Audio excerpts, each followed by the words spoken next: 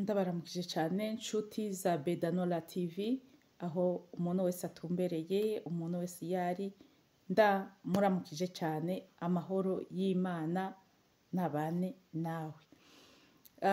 Umunsi dushaka tuvugane ku majambo umuntu yubakanye n'uwundi, umukunzi w'uwundi akwiye kwirinda kubwira umukunzi wiwe. Nk'ijambo ico rikuma ntitubane. Ico rikuma ntitubane. Murumva ko ari ijambo ritameze neza? Ico rikuma ntiduhure. Ni ijambo ribi cyane. Ukabwira umukunzi wawe ati ico rikuma ntiduhure. By'ukuri uba umukunda? Noshiramwo kabaza kenshi, kuko no mu nzu tubaye usanga dufise intebe, usanga dufise amasahani, mbese n'ibikoropesho. None no kuvuga tumurutishije ibintu dufise no mu nzu. Ni ikintu kibi cyane. Ntuzusubire kuvuga uko, uzovyirinde kubwira umuntu mukundanye, mwubakanye ati ico rikuma ntiduhure, ico rikuma ntitubane. Ni ijambo ribi cyane. Uba umurutishije n'ibintu bisa nk'uko ataco bimaze. Ijambo rya kabiri ni ijambo usanga umuntu yashavuye, ukumva ngo tuvane. Tireka tuvane, ko tuvane dutandukane. Mukundana, umukunda koko uwo mubwira ati tuvane? Ni ijambo ribi. Ni ijambo ribi. Tuvane kuko n'igihe tutari bwahure nari ndiho. N'igihe ntari bwakubone nari ndiho. Nari mbayeho.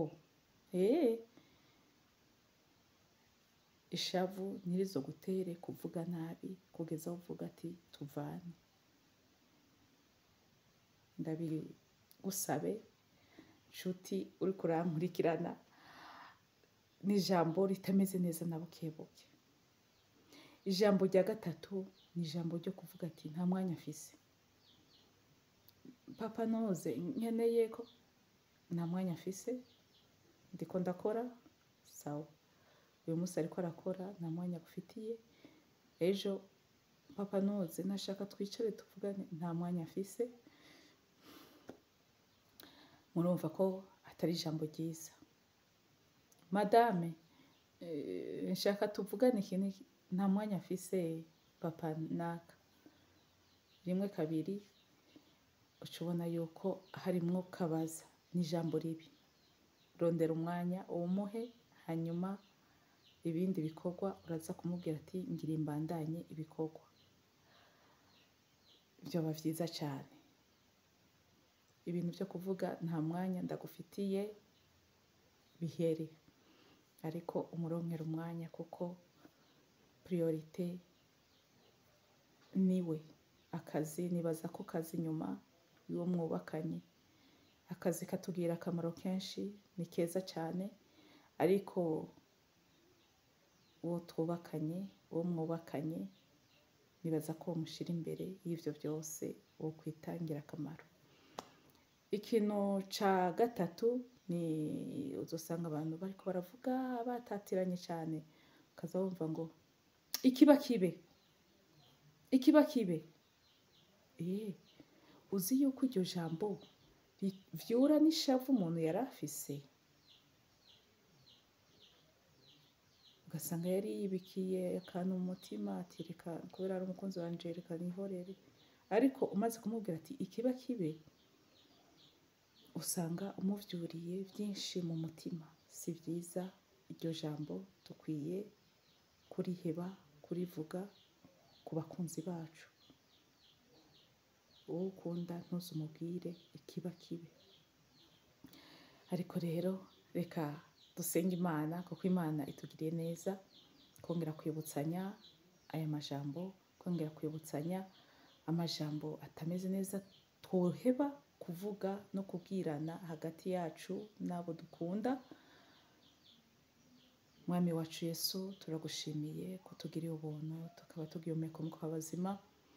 turagushimiye ko twemereye kongera kumva zino nyigisho Mana, kwibutsanya amajambo atari meza dukwiye guheba kuvugana n'abakunzi bacu.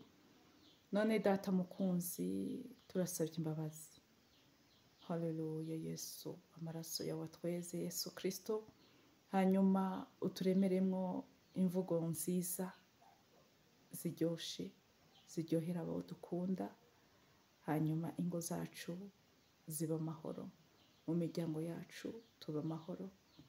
Databuja mukunzi, ibyacu byose turabikweguriye, uko tubayeho, uko tuvuga, Mwami wacu Yesu, uko twitwara, tubisize mu biganza byawe.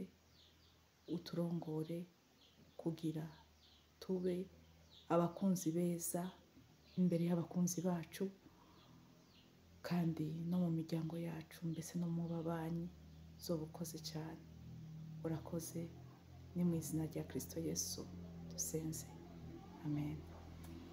Rero ndabashimiye mwese mwakurikiranye kino kiganiro. Ico nabasaba, murashobora kugira like kuri iki kiganiro kandi mukagisangiza n'abandi. Muhejeje kugira abonnement canke subscribe,